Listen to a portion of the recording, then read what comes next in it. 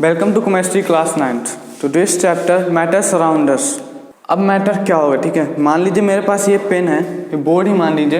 अब मैं आपसे अगर पूछूं कि ये पेन किस चीज़ से बना है, तो आपकी नॉर्मली भाषा में, आपकी नॉर्मली लैंग्वेज में आप कहेंगे कि ये प्लास्टिक से बना है।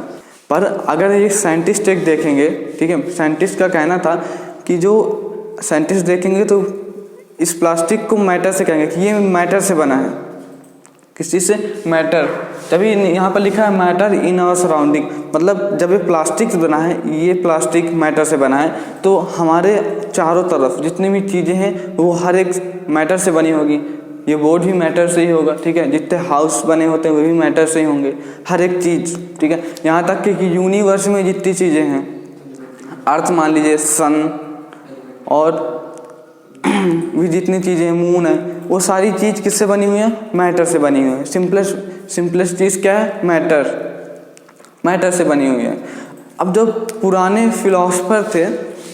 फिलोसफर थे उन्होंने क्या कहा था? उन्होंने मैटर को पंच तत्वों में क्लासिफाइड किया था। पंच तत्व जिसमें 5 है, जिसमें एयर है, फायर है, मैं लिख दे रहा हूँ यहाँ पर। सो पंच तत्व क्या है जो पुराने फिलोसफर ने क्लासिफाइड किए थे? किसको? मैटर को। कौन से हैं? पहला एयर, दूसरा फायर, तीसरा स्काई, चौथा वाटर, पांचवा अर्थ। 5 तत्व थे। और जो मॉडर्न साइंस है, मतलब जो मॉडर्न साइंटिस्ट थे, उन्होंने किस में क्लासिफाइड किया? किसको? मैटर को। 2 चीज़ में क्लासिफाइड किया। पहले क्या चीज़ देखी? उसकी प्रॉपर्टी देखी, फिजिकल प्रॉपर्टी, और दूसरा फिजिकल नेचर देखा। पहला फिजिकल नेचर और दूसरा केमिकल प्रॉपर्टी देखी। जो चीज़ देखी इसमें। तो इस चैप्टर में हम क्या पढ़ेंगे? इस चैप्टर में हम एक तरह से मान लीजिए मतलब फिजिकल प्रॉपर्टी पढ़ेंगे। केमिकल प्रॉपर्टी हम अभी नहीं पढ़ेंगे, इस चैप्टर में नहीं पढ़ेंगे। हम क्या पढ़ेंगे? Physical property. सो ये मोटा मोटा क्या इंट्रोडक्शन था मैटर इन और सराउंडिंग का। सो मैटर क्या है? जो हमारे चारों तरफ जितनी भी चीज़ें प्रेजेंट हैं वो सब चीज़ मैटर से ही बनी हुई है। मैटर की definition, object which have any mass और ऑब्जेक्ट विच हैव मास और स्पेस, विच हैव स्पेस और मास। सो डेफिनेशन क्या है मैटर की? एनीथिंग विच ऑक्युपाइज क्या है? Space and mass. 2 चीज़ इसमें ज़्यादा याद रखनी कॉन्सेप्ट की तरह। क्या है? Anything which occupies space and has mass is called matter. तो ये तो बहुत सारी चीज़ों के पास है, तो स्पेस भी होता है और मास भी होता है, ठीक है। यहाँ पर जितनी भी चीज़ है, एक पैसे में मैं कह सकता हूँ कि मैं भी एक मैटर से बना हुआ। ओके। सो जो मॉडर्न साइंटिस्ट थे उसने मैटर किस में क्लासिफाइड किया था? एक नेचर प्रॉपर्टी और दूसरी केमिकल प्रॉपर्टी। तो हम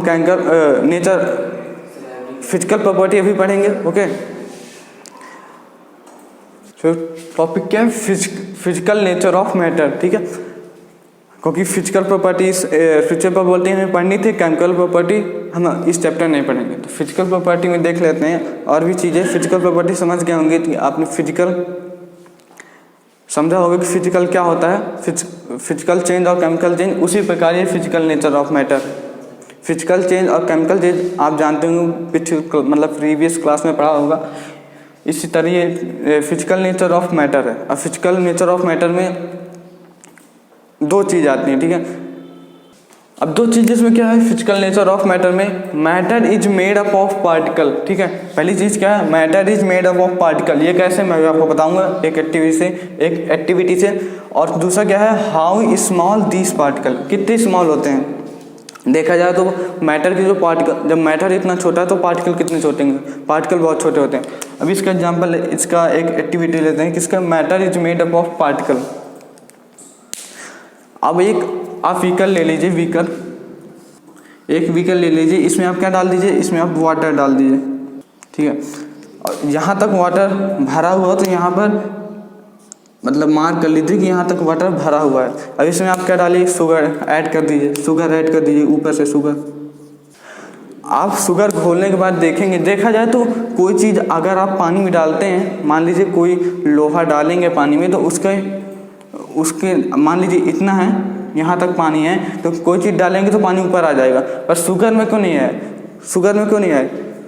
शुगर में इसलिए नहीं आए क्योंकि जो शुगर के पार्टिकल थे वो कहाँ चले गए? वो पानी के, जो मैंने कहा था ना, मैटर में स्पेस होता है और मास होता है। स्पेस होता है, दो पार्टिकल के बीच में स्पेस है, और वो शुगर के पार्टिकल कहाँ चले गए? उन दो पार्टिकल्स के बीच में चले गए। मतलब जितने भी पार्टिकल्स थे उनके बीच में स्पेस था, और उस स्पेस की जगह क्या चले गए? शुगर के पार्टिकल। इसलिए जो इसकी मार्क यहाँ पर मार्क था कि यहाँ तक पानी है, इसके ऊपर नहीं गया। तो क्या हुआ? जो इसके पार्टिकल थे, वो जो स्पेस होता है मैटर के बीच में, मतलब पार्टिकल के बीच में, वो उसी के बीच में चले गए। तो कह सकते हैं matter is made up of particle, क्योंकि पार्टिकल से बने थे तभी वो शुगर पार्टिकल से बना था। ठीक है, शुगर भी एक मैटर है। ठीक है, ये भी एक मैटर है। शुगर पार्टिकल से बना था, जब भी इन दो इसके पार्टिकल थे, वाटर के पार्टिकल से, इनके बीच में चला गया। अब सेकेंड चीज ले लेते हैं, हाउ स्मॉल दीज पार्टिकल्स। अब इसमें आप डेली लाइफ में डेटॉल का यूज़ करते हैं। अब इसमें समझिएगा कि पार्टिकल्स कितने छोटे होते हैं। आप एक ढक्कन, क्या कहते हैं, डिटॉल पानी में डाल दीजिए। ठीक है, इसके बाद आप साफ पानी लीजिए दूसरी बाल्टी में, बकेट में। ओके, इसके बाद साफ पानी लीजिए और उससे एक 10 ml पानी दूसरे बाल्टी में डाल दीजिए। इसी तरह 8 टाइम करिए। ठीक है, 8 टाइम करने के बाद भी वो जो महक होगी, या फिर कैसे महक होगी, वो भी आपको आती रहेगी। इसकी डिटॉल की महक 8वीं जो बाल्टी में है वो आती रहेगी। ऐसा क्यों? क्योंकि थोड़ा इसमें हमने डाले थे, इसमें हमने एक ढक्कन क्या डाला था? डिटॉल। तो उसमें कितने सारे पार्टिकल्स थे, जो थोड़े बहुत पार्टिकल इसमें आ गए, थोड़े बहुत पार्टिकल इसमें आ गए, मतलब सब में महक आएगी। तो सोचिए कि सब में महक आएगी। जितने भी 8 टाइम आपने किया है, बाल्टी से पानी को चेंज किया है, फिर डिटॉल डाला है 10 ml। इसी तरह आपने 1 टाइम किया था, उसमें महक आती रहेगी। तो आप कह सकते हैं कि पार्टिकल कितने स्मॉल पार्टिकल थे, क्योंकि जो आपने डेटॉल डाला था एक ढक्कन, उसमें बहुत सारे पार्टिकल्स थे। देखा जाए तो सुई की नोक में भी बहुत सारे मिलियंस ऑफ पार्टिकल्स होते हैं। तो सोचिए, जो आपने डेटॉल का एक ढक्कन डेटॉल डाला था बाल्टी में, तो उसमें कितने पार्टिकल रहे होंगे। अब क्या है topic? Characteristics of matter. Physical nature क्या थे, तो हम अब क्या पढ़ेंगे? Characteristic of matter. अब इसमें क्या है? इसमें है पार्टिकल्स कंटिन्यूस मूव करते रहते हैं। पार्टिकल कंटिन्यूसली मूव करते रहते हैं। वो कैसे समझेंगे? मान लीजिए आपने स्प्रे, या फिर स्प्रे ले लीजिए, आप स्प्रे एक तरफ डालते हैं, ठीक है, वो कितने जल्दी दूसरे तरफ, मतलब पूरे कमरे में फैल जाता है। तो आपने एक तरफ डाला तो क्या हुआ? जो उसके पार्टिकल्स थे स्प्रे के, वो एयर में मिक्स हो गए, सब जगह फैल गए। तो आप सोच सकते हैं कि पार्टिकल कितना जल्दी कंटिन्यूस मूव करते रहते हैं और कितना जल्दी मूव करते हैं। सेकंड क्या है? Space between particle. अब इसमें तो हम एक एक्टिविटी कर लिया है। ठीक है, हमने क्या लिया था? शुगर, पहली वाली एक्टिविटी। शुगर किसमें डाला था? वाटर में। तो उसकी वो मार्क लेवल से पानी ऊपर क्यों नहीं गया था? इसलिए क्योंकि पार्टिकल्स के बीच में स्पेस था। मैटर क्या है? जिसके पास स्पेस होता है, मास होता है। तो स्पेस मतलब मैटर में जब स्पेस होगा तो पार्टिकल में तो स्पेस होगा ही।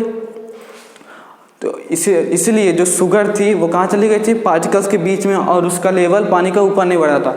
तो ये क्या कह सकते हैं कि पार्टिकल के बिटवीन में क्या होता है? स्पेस होता है। और थर्ड क्या है? थर्ड है पार्टिकल अट्रैक्ट ईच अदर। अभी आप कैसे मानेंगे कि पार्टिकल अट्रैक्ट करते हैं ईच अदर?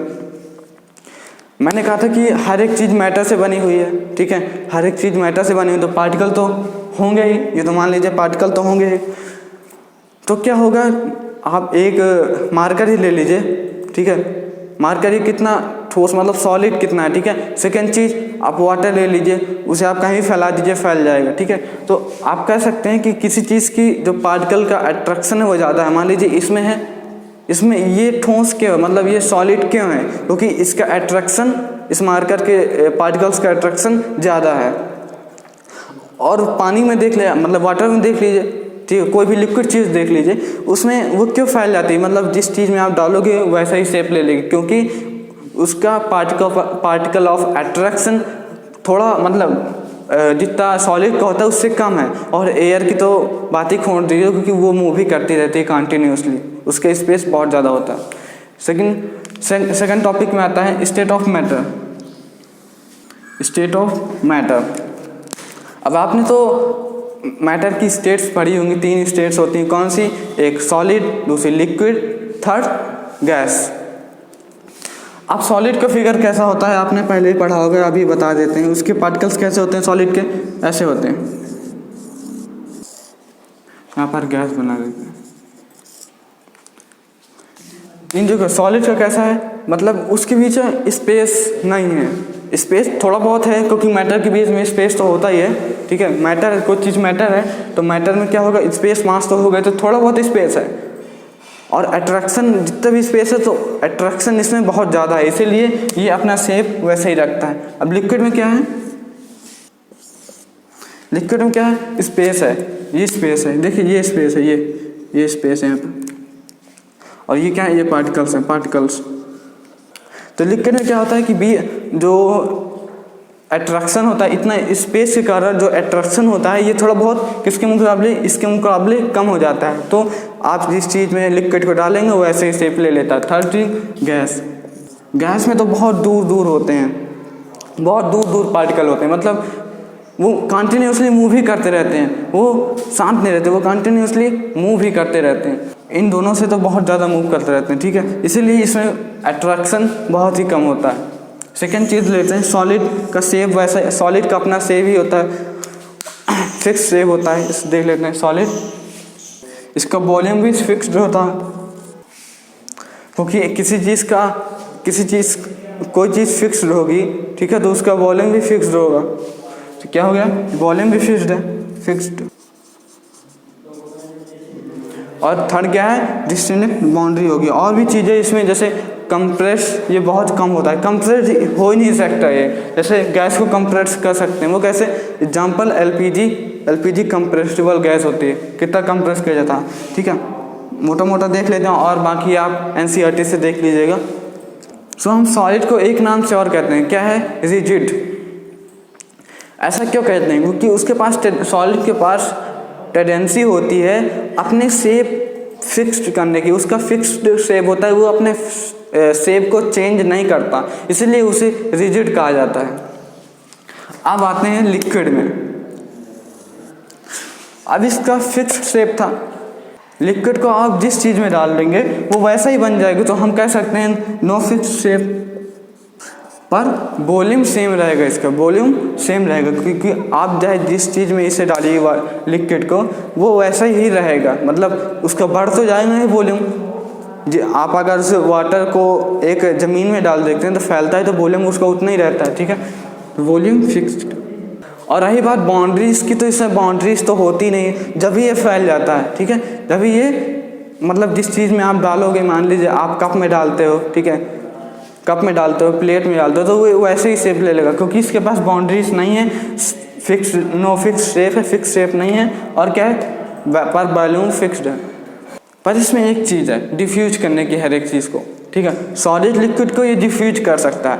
एग्जाम्पल ले लीजिए, मान लीजिए आपने एक्वेटिक एनिमल्स को देखा होगा जो वाटर्स में रहते हैं, उनको ऑक्सीजन तो चाहिए होती है, वो ऑक्सीजन कहाँ से मिलती है उन्हें, उसी वाटर से मिलती है, वाटर से मिलती है, तो ऐसा तो होगा ही कि एयर, जो ऑक्सीजन है वो वाटर में क्या होगी, मिक्स्ड होगी, तभी वो ले पाते हैं। तो कह सकते हैं ना कि जो लिक्विड और गैस है, लिक्विड गैस, मतलब कि गैस और सॉलिड को क्या कर सकता है, लिक्विड डिफ्यूज कर सकता है, तो इसमें डिफ्यूज कर सकता है, क्या कर सकता है, ये डिफ्यूज कर सकता है, सॉलिड को, लिक्विड को, गैस को भी, तीनों चीज़ को डिफ्यूज कर सकता है। आप लिक्विड के साथ, मतलब आप मिल्क के साथ वाटर मिला दीजिए तो और मिल जाएगा, ठीक है, तो कह सकते हैं ना, ये लिक्विड को भी, सॉलिड को और गैस, तीनों चीज़ों को डिफ्यूज कर सकता है, पर सॉलिड ये नहीं कर सकता, सॉलिड डिफ्यूज नहीं कर सकता। आप एक सॉलिड ले लीजिए, ये मार्कर, ये दूसरे सॉलिड को डिफ्यूज नहीं कर सकता, अपने अंदर नहीं ले सकता, ये तीसरी चीज़ में आते हैं गैस में। मैंने इसके पार्टिकल्स बताए दिए हैं कि पार्टिकल्स से दूर दूर होते हैं। एक चीज़ देख लेते हैं सॉलिड में। सॉलिड में फिक्स रे होता है, तो आप सोचेंगे कि इलास्टिक सॉलिड की चीज़ सॉलिड की बात हो रही है, ओके। सॉलिड मैंने कहा फिक्स्ड शेप होता है, तो आप सोचेंगे कि स्पंज मतलब दो दब जाता है। स्पंज का तो फिक्स शेप नहीं होता। एक इलास्टिक ले लीजिए, उसका तो फिक्स शेप नहीं होता, मतलब रबर बैंड, उसका फिक्स शेप नहीं होता। तो मैंने क्यों कहा वो भी सॉलिड में क्यों आते हैं? वो सॉलिड में इसलिए आते हैं क्योंकि जब तक उसमें फोर्स नहीं लगाया जाता, स्पंज में जब तक फोर्स नहीं लगाया जाता, वो अपने नॉर्मल शेप में ही रहता है, और फोर्स लगाने के बाद ही वो अपना शेप चेंज करता है। इलास्टिक मतलब रबर बैंड में भी ऐसा ही है। इसीलिए इन्हें सॉलिड कहा जाता है। फिर से अपने टॉपिक में आ जाते हैं गैस में। गैस के पार्टिकल्स बहुत दूर दूर होते हैं, ये मैं बता चुका हूँ। अब पार्टिकल्स दूर दूर होंगे तो ये तो है, ये कंटिन्यूसली मूव करते रहेंगे, बहुत ज़्यादा मूव करते रहेंगे। और सेकेंड चीज़ क्या है? डिफ्यूजन की बात। डिफ्यूजन की बात की जाए तो इसमें सबसे ज़्यादा डिफ्यूज करने की क्षमता होती है। सॉलिड और लिक्विड दोनों से ज़्यादा डिफ्यूज करने की इसमें क्षमता होती है। किसमें? गैस में। डिफ्यूज कर सकता है हर एक चीज़ को हाईली, मतलब लिक्विड और सॉलिड दोनों से ज़्यादा। हम कंप्रेसिबिलिटी की बात कर ली जाए तो मैंने लिक्विड में बताया था, ये भी कंप्रेस्ड हो सकता है पर ज़्यादा नहीं हो सकता। पर गैस पर बहुत ज़्यादा हो सकती है। आप एग्जांपल ले लीजिए, नेचुरल गैस, एलपीजी गैस, जिससे आपके घर में खाना पकता है, वो भी कंप्रेस्ड गैस होती है। कंप्रेस्ड करके आपके घर में भेजी जाती है। तो कह सकते हैं कि गैस कितना ज़्यादा कंप्रेस्ड की जा सकती है। दूसरी चीज़, सेकेंड चीज़, कंप्रेस्ड हो सकता है, इसका फिक्स शेप तो होता नहीं, वॉल्यूम भी सेम नहीं होता। मैंने बड़ा चीज़ मोटा आपको बता दिया, आप इसको लिख लीजिएगा और पढ़ लीजिएगा। नेक्स्ट टॉपिक में आते हैं। अब हमने बहुत सारे टॉपिक्स देख लिए। मैटर स्टेट ऑफ मैटर्स देख लिया, क्या थे? लिक्विड मतलब सॉलिड, लिक्विड, गैस। अब इनके स्टेट्स चेंज भी हो सकते हैं। तो नेक्स्ट टॉपिक क्या है? अब मैटर क्या करता है, उसको चेंज भी कर सकते हैं। किस चीज़ में? दो चीज़ से, ठीक है। पहली चीज़ क्या है? टेम्परेचर। पहला चेंज स्टेट ऑफ मैटर कैसे चेंज कर सकते हैं? टेम्परेचर चेंज करके। सेकेंड क्या है? Change in pressure. दो चीज़ से चेंज कर सकते हैं। पहला क्या है? टेम्परेचर, सेकेंड क्या है? प्रेशर। अभी हम चेंज इन टेम्परेचर की बात करेंगे, ओके। इसके बाद हम चेंज इन प्रेशर की बात करेंगे। हमने तीन चीज़ ले ली, क्या होगा? Liquid, gas, solid. ऐसा शेप आपको आपकी बुक में एनसीईआरटी में मिल जाएगा, ओके। अभी हम क्या देख रहे हैं? चेंज अगर टेम्परेचर चेंज करेंगे तो मैटर किस तरह चेंज हो जाएगा, ये चीज़ देख रहे हैं, ठीक है। तो अगर हम लिक्विड में, गैस, यहाँ से सॉलिड में, ठीक है, यहाँ सॉलिड, हम एक आइस ले लेते हैं, सॉलिड आइस। टेम्परेचर हमने इंक्रीज किया तो क्या हुआ? लिक्विड में बन गया। और टेम्परेचर को और इंक्रीज किया तो किस में हो गया? गैस में हो गया। और फिर क्या होगा? टेम्परेचर को हम डिक्रीज कर देंगे तो किस में आ जाएगा? सॉलिड में आ जाएगा। फिर से कितना बढ़िया, यहाँ पर टेम्परेचर इंक्रीज हुआ, यहाँ पर भी टेम्परेचर इंक्रीज हुआ, फिर यहाँ से डिक्रीज हुआ, तभी ये सॉलिड में आ गया। मतलब टेम्परेचर इंक्रीज फिर डिक्रीज। किस में हुआ? वाटर में। अब जब सॉलिड से लिक्विड में चेंज होता है तो उसे क्या कहते हैं? देखिए, उसे फ्यूजन कहते हैं। फ्यूजन। तो इसकी डिफिनेशन क्या होगी? When solid change into liquid at melting point, okay. When solid change into liquid at melting point is called fusion. मतलब फ्यूजन, जब सॉलिड लिक्विड में चेंज होता है तब उसे फ्यूजन कहते हैं। अब जब लिक्विड गैस में चेंज होगा तो उसे क्या कहेंगे? इससे डिफिनेशन आप इसी तरह बना लीजिएगा, ठीक है। मैं पूरा चार्ट बना दे रहा हूँ, इसके बाद आपको समझाऊंगा। ये आपका चार्ट हो गया, ठीक है। ये आपका चार्ट एनसीईआरटी में बना हुआ है। मैंने क्या बताया था? सॉलिड से लिक्विड में चेंज होगा तो क्या होगा? फ्यूजन होगा। अब लिक्विड से गैस में चेंज होगा, ये बना हुआ वेपराइजेशन होगा। अब लिक्विड से गैस में चेंज, इसके वेपराइजेशन की क्या डिफिनेशन के बाद देख लेते हैं। When a liquid change into gas at a boiling point, when a liquid change into gas at a boiling point is called vaporisation, इसे वेपराइजेशन कहते हैं। इसी प्रकार आप डिफिनेशन बना लीजिएगा और गैस को सॉलिड में चेंज करेंगे तो क्या होगा, डिकॉम्पोजिशन। सो हमने देख लिया चेंज इन टेम्परेचर, टेम्परेचर से कैसे चेंज होता है। मान लीजिए ये सॉलिड है, लिक्विड में चेंज होता है तो फ्यूजन कहते हैं, लिक्विड सॉलिड में चेंज होता है तो सॉलिडिफिकेशन कहते हैं। ये चार्ट आप देख लीजिएगा, इसी प्रकार डिफिनेशन बन जाएगी। नेक्स्ट चीज़ में आते हैं लेटेंट हीट ऑफ फ्यूजन। अब ये क्या है, इसमें डिफिनेशन में आप बाद में बता दूंगा, पहले समझा देता हूँ लेटेंट हीट ऑफ फ्यूजन क्या है। जब 1 kg ठीक है सॉलिड को आप चेंज करते हैं किसमें, लिक्विड में, एटमॉस्फेरिक प्रेशर में, और जो मेल्टिंग पॉइंट है उसके हिसाब से, जो मेल्टिंग पॉइंट है मतलब सॉलिड से लिक्विड में चेंज करते हैं उसका मेल्टिंग पॉइंट से किसे चेंज करते हैं, सॉलिड को लिक्विड में, किससे एटमॉस्फेरिक प्रेशर के साथ। तो उसमें जो एनर्जी रिक्वायर्ड, जो हमें एनर्जी चाहिए होती है सॉलिड को लिक्विड में चेंज करने के लिए एटमॉस्फेरिक प्रेशर के साथ, ठीक है। तो जो उसमें एनर्जी रिक्वायर्ड चाहिए होती है ये सब प्रोसेस करने के लिए, वो क्या होती है, लेटेंट हीट ऑफ फ्यूजन। अब इसकी डिफिनेशन हम देख लेते हैं। अब इसकी डिफिनेशन क्या हुई लेटेंट हीट ऑफ फ्यूजन की, energy required to change the solid into liquid में चेंज करने के लिए at atmospheric pressure at its melting point, जो उसका मेल्टिंग पॉइंट था उसी से, ठीक, उसी पॉइंट से जब किसमें सॉलिड लिक्विड में चेंज होता है एटमॉस्फेरिक प्रेशर के साथ, और उससे जो एनर्जी रिक्वायर्ड होती है वो क्या होती है, वो लेटेंट हीट ऑफ फ्यूजन होती है। अब नेक्स्ट टॉपिक में आते हैं एवोपरेशन।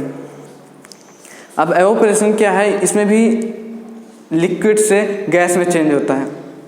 तो आप कह देंगे कि ये वेपराइजेशन में भी होता है, ठीक है, पर ये वेपराइजेशन नहीं है, ठीक है। ये जो एवोपरेशन है ये किसमें, रूम टेम्परेचर में हो जाता है, वेपराइजेशन रूम टेम्परेचर में हो जाता है, इसीलिए इसे एवोपरेशन कहते हैं, ठीक है। क्योंकि जो लिक्विड से गैस में जब चेंज होता है और टेम्परेचर मतलब रूम टेम्परेचर में, लिक्विड से गैस में चेंज होता है किसमें, रूम टेम्परेचर में, उसे हम एवोपरेशन कहते हैं। और जब लिक्विड से गैस में चेंज होता है सिंपली बॉइलिंग करते हुए, तो उसे क्या कहेंगे, वेपराइजेशन कहेंगे। अब ये एवोपरेशन के बहुत सारे, एवोपरेशन कहाँ पर यूज होता है, जैसे कि जब आप कपड़े डाल देते हैं, ठीक है, तारों में, या फिर तो कपड़े सूख जाते हैं, तो वो एवोपरेशन की वजह से ही होता है। ज़मीन का पानी, तालाब का पानी सूख जाता है, वो कैसे होता है, एवोपरेशन की वजह से ही होता है। अब इसके इफेक्ट्स देख लेते हैं, एवोपरेशन के इफेक्ट्स क्या हैं। फैक्टर कौन कौन सी जो फैक्टर अफेक्ट करते हैं एवोपरेशन को, ठीक है। पहला क्या है, टेम्परेचर। अब टेम्परेचर कैसे अफेक्ट करता है, मान लीजिए टेम्परेचर ज़्यादा है, गर्मियों में टेम्परेचर ज़्यादा होता है, इसीलिए तुरंत जो पानी होता है, मान लीजिए तालाब का हो गया, पॉन्ड का हो गया, जहाँ का पानी वो तुरंत सूख जाता है, क्योंकि उस समय टेम्परेचर ज़्यादा है। अगर टेम्परेचर कम होगा तो एवोपरेशन कम होगा।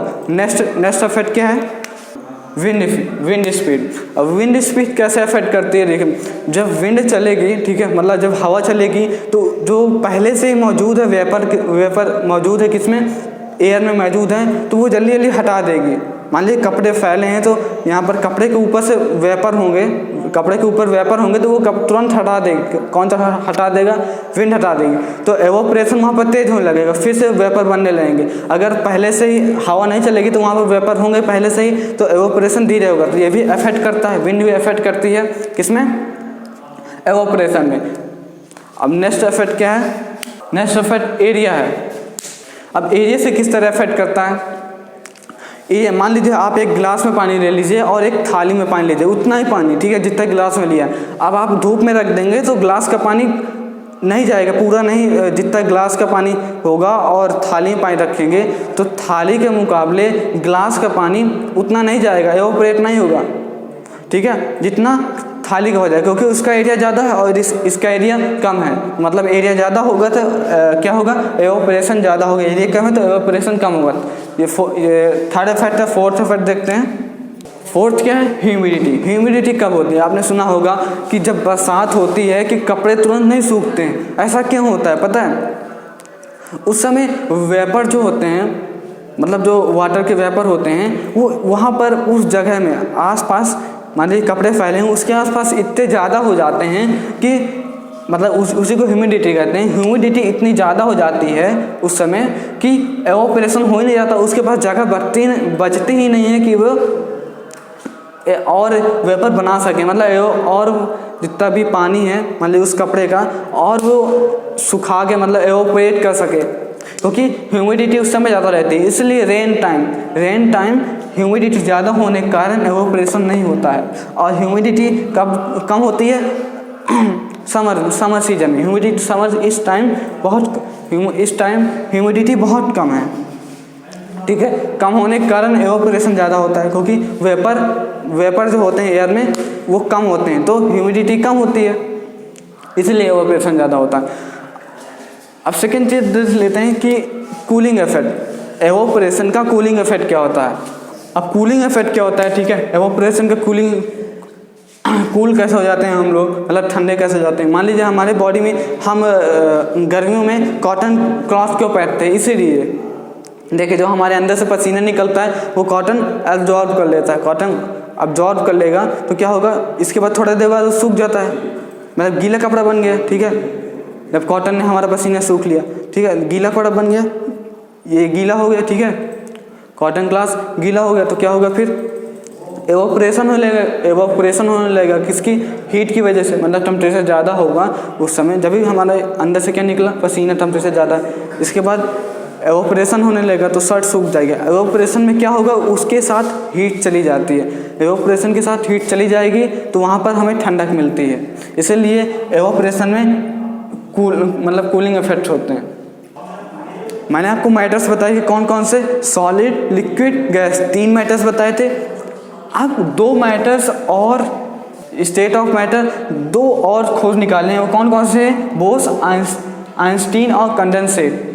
Bose, Einstein, condensate. सेकंड क्या है? प्लाज्मा। ये आपके चैप्टर में उतना ज़्यादा एक्सप्लेन नहीं, इसलिए मैंने आपको नेम बता दिए हैं।